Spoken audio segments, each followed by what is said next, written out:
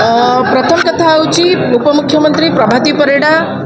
एठी आसिक सुभद्रा शक्ति समावेश नारे एक समावेश करथिले जहाँ निर्वाचन आचरण विधि को सीधा सड़क उल्लंघन करा सरकार द्वारा सरकारी दल द्वारा आचरण विधि को उल्लंघन करा द्वितीय कथा हूँ सुभद्रा मान को शक्तिहीन करी कौ शक्ति समावेश करथिले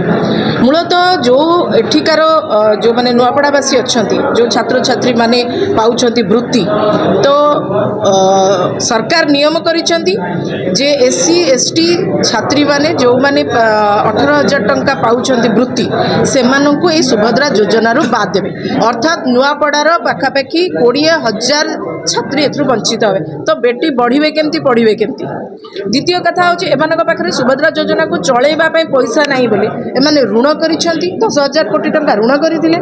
एवं एबे मागिसेंती केंद्र सरकार को आंशिक सहायता मागिथिले केंद्र सरकार को देला।